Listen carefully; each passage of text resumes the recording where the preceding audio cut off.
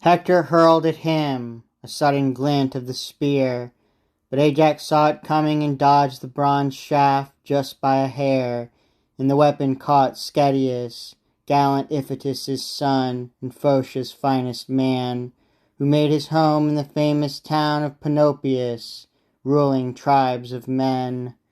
Hector speared him now. The point split the collarbone, slashing through and out by the shoulder's base, sticking out the back. He fell with a crash, his armor clanging round him.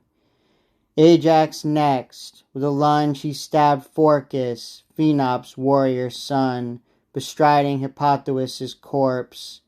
He ripped his belly, smashing the corslet just where the plates join, and the bronze spearhead spilled his entrails out, and down went Phorcys, grasping, clawing the dust.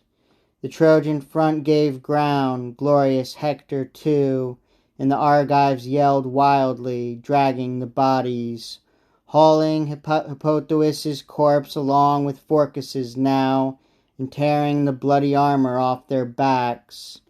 Then, once more, Trojan troops would have clambered back inside their walls, whipped weak with fear by the Argives primed for battle, and they would have seized enormous glory, yes, defying even the great decree of Zeus, by dint of their own power and striking force.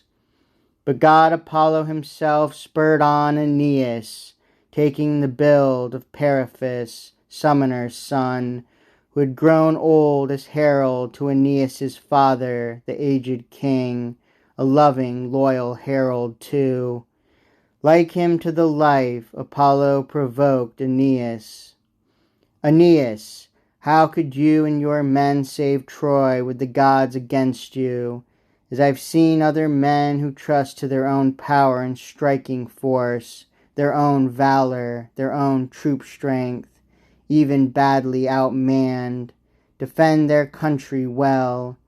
But Zeus is with us here, decreeing triumph for us, not for the Argives now.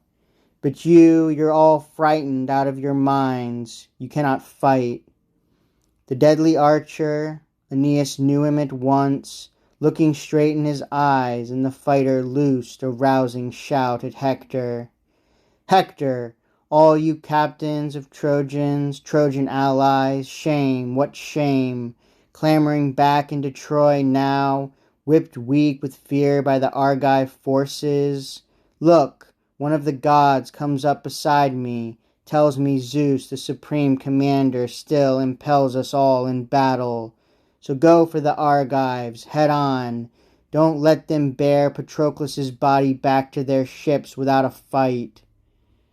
And springing out of the lines, Aeneas took his stand as the rest swung round and braced to meet the Argives. There, Aeneas lunged and speared Leocritus through, a son of Arisbus, Lycomedes' die-hard friend. And veteran Lycomedes pitied him as he dropped, sweeping beside him, rearing. A flash of his lance, and he hit a captain, Hippasus' son, Apisaon, slitting open his liver up under the midriff. His knees went limp, a man who'd marched from Paeonia, good fertile soil where he excelled all fighters, all but Asteropaeus. Down to the ground he went, but battling Asteropaeus, pitied his comrade's pain, and charged the Argives hard, mad to fight it out. No use, too late. They'd packed behind their shields, ringing Patroclus round on all sides, spears jutting as Ajax ranged them all and shouted out commands. No one back away from the body, no heroes either, bolting out of the Argive pack for single combat. Cluster round Patroclus, shoulder to shoulder, fight them at close range.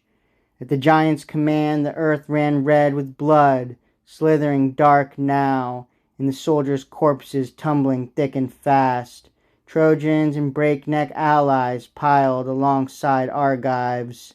How could the Argives fight without some bloody losses? But far fewer of them went down, remembering always to fight in tight formation, friend defending friend from headlong slaughter.